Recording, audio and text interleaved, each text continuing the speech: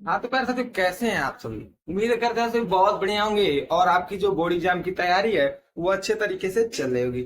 जैसे कि दोस्तों, आज की वीडियो में हम लोग बात करने वाले हैं 24 तारीख को हिंदी होने वाला क्लास 10 का जो हिंदी का पेपर है उस पे आधारित पद्यांश में दो मैं लेकर आया हूँ। पद्यांश पर आधारित दो प्रश्नों को, ठीक है, जो कि आपको बोर्ड एग्जाम में देखने को मिल सकता है, जो कि बेहद इंपॉर्टेंट है। पद्यांश, ठीक है ना, पद्यांश से लेकर आया हूँ। तो चलिए देखते हैं क्या है वो, क्या हो सकता है। जैसे आपको देखने को मिलता ही होगा, ऐसे ही दिया रहता है लिखा हुआ, उसमें बोलता है इसका संदर्भ और व्याख्या लिखना है। तो क्या पूछ सकता है, कैसे पूछ सकता है, उसके बारे में आज हम लोग बात करने वाले हैं। तो पहला हमारा देखिए, पद्यांश से हमने लिया राजस्थान के चैप्टर से, आपने पढ़ा होगा ये चैप्टर से कि मानुष तो हो तो वही रस खानी, बसो ब्रज गोकुल गांव की ग्वारन। ये वाला जो है आपने पढ़ा होगा, आपको पता ही होगा, जो इस चैप्टर से लिया गया, सवैया नामक पाठ से लिया गया, आपको तो ये पता ही होगा, ठीक ना। तो चलो इसको भाई करेंगे क्या, इसका हमको व्याख्या और संदर्भ लिखना रहता है। तो सबसे पहले इसको पढ़ते हैं। क्या दिया देखो, हमको जरा भाई कि ये थोड़ा हमको गाने टाइप में भी याद है, उसको हम सुना के प्रयास कर रहे हैं आपको बताने का। क्या है कि मानुष हो तो वही रस खानी, बसो जो ब्रज के गोकुल ग्वारन, ठीक है। और आगे क्या, जो पशु हो तो कहाँ बसो मेरो, चरो हो नित नंद की धेनु मोझारन, ठीक है। उसके बाद क्या कहते हैं, पाहन हो तो वही गिरी को, जो धर कर हो छतर पुरंधर धारन, ठीक है। लास्ट लाइन क्या है, जो खग हो तो बसेरो करो, मिली कलंदी हो कुन बंधन की डारन, ठीक है। इससे थोड़ा अच्छा लगेगा, जरूर बताइएगा। क्या कहते हैं, रसखान जी कहते क्या है, पहले रसखान जी इसमें कहते क्या है, बात होता है इसमें रसखान जी का, ठीक है। सबसे पहले आएगा इसमें संदर्भ लिखने के लिए। तो संदर्भ कैसे लिखेंगे, देखिए क्या है, पद्यांश में ना, तो पद्यांश में जब भी लिखते हैं ना, कवि रहते हैं उसमें कवि या रचयिता लिखते हैं, लेखक नहीं लिखते हैं। गद्यांश में हम लोग लिखते हैं लेखक, लेकिन पद्यांश में कवि या रचयिता लिखते हैं। तो हमारे कहने का मतलब है, इसका अगर हमको संदर्भ लिखना हो तो लिखेंगे, प्रस्तुत पद्यांश हमारी पाठ्य पुस्तक हिंदी में संकलित सवैया नामक पाठ से लिया गया है, जिसके रचयिता या कवि लिख सकते हैं आप, लेखक नहीं, जिसके रचयिता या कवि कौन है, रसखान जी हैं, ठीक है। तो इसका संदर्भ हो जाएगा, एक बार और सुन लीजिए, प्रस्तुत पद्यांश हमारी पाठ्य पुस्तक हिंदी में संकलित सवैया नामक पाठ से लिया गया है, जिसके कवि या रचयिता रसखान जी हैं, ठीक है। अब ये लिखने के बाद आपको लिखना होता है क्या, व्याख्या। इसका व्याख्या क्या होगा, चलिए व्याख्या पे बात करते हैं। क्या कहते हैं, मानुष तो हो तो वही रसखानी, रसखान जी कहते हैं श्री कृष्ण से, कहते हैं कि ये मानुष हो तो वही रसखानी, यदि मैं मनुष्य का जन्म लूं तो वही रसखानी, वही मैं वास करूं, बसो ब्रज गोकुल गांव के द्वारा, जहां गोकुल यानी गोकुल गांव में गोकुल गांव के गोकुल जो क्या होते हैं, निवास करते हैं, ठीक है ना।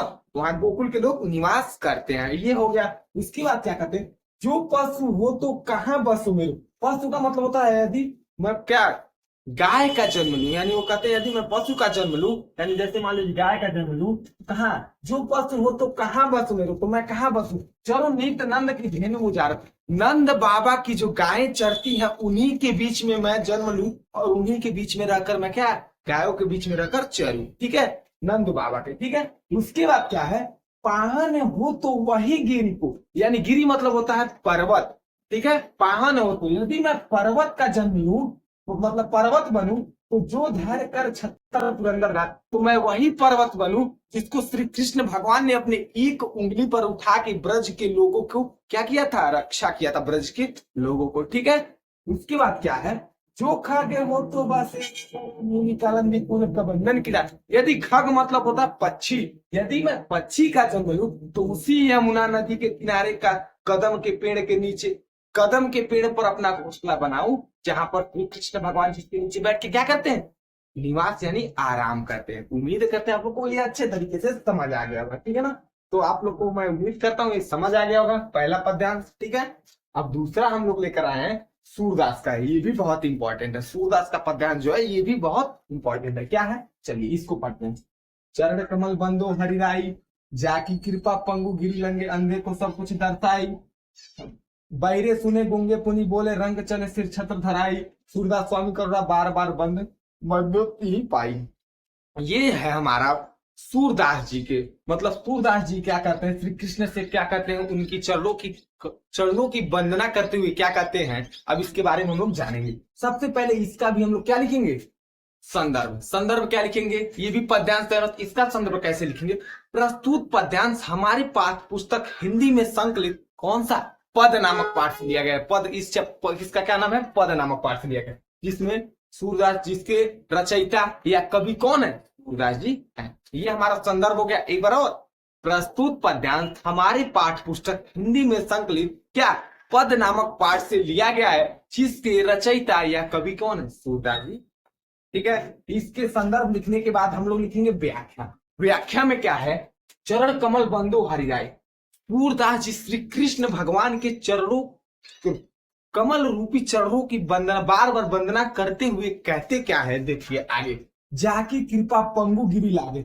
अगर जाकी कृपा यानी जिसकी कृपा हो, यानी श्री कृष्ण भगवान की कृपा हो, तो लंगड़ा भी क्या, गिर यानी पर्वत को लांग सकता है, अंधे को सब कुछ दर्दाई, और अंधा सब कुछ देखने लग सकता है। ठीक है, देखने लग सकता है। उसके बाद क्या है, बहिरे सुने गूंगे पुनी बोले, रंग चले सिर छतर, यानी बहिरे सुने, बहरा सुनने लग सकता है, गूंगे पुनी बोले, और गूंगा जो है पुनः बोलने लग सकता है, रंग चले, रंग मतलब होता है गरीब या फकीर, यानी रंग चले सिर धर छत्र धरे, और जो रंग यानी गरीब है वो अपने सिर पर क्या, छत्र धारण करके चलने, छत्र धारण कर सकता है। ठीक है, उसके बाद क्या कहता है, कहते हैं सूरदास जी, सूरदास स्वामी करुणा बार बार बंदो ही पाई, मैं श्री कृष्ण के कमल रूपी चरणों की बार बार वंदना करता हूं, मैं श्री कृष्ण भगवान की कमल रूपी चरणों की बार बार वंदना करता हूं। ठीक है, ये इसका हो गया व्याख्या। संदर्भ और व्याख्या दोनों का जान चुके, एकदम बेहद अच्छे तरीके से हम लोग जाने, उम्मीद करते हैं आप लोग को समझ आ रहा होगा। ठीक है, चलिए, तो दोनों जो था श्री कृष्ण के बारे में था, रफकान जी भी जो थे श्री कृष्ण के भक्त थे, और सूरदास जी भी थे श्री कृष्ण के भक्त। तो चलिए, उम्मीद करते हैं आप लोग को ये दोनों पद्यांश एकदम अच्छे तरीके से समझ आ गया होगा। अब आप लोग को अगर ये पद्यांश आता है तो कोई दिक्कत नहीं होगा। ठीक ना, चलिए ठीक है, 24 क्या फरवरी के लिए था, जो कि बेहद इंपॉर्टेंट था। अब आप लोग उम्मीद करेंगे, समझेंगे इसको और बढ़िया से लिखेंगे अगर आ गया बोर्ड एग्जाम में तो। ठीक है, चलिए तब तक के लिए जय हिंद जय भारत, फिर से मिलेंगे एक नए वीडियो में।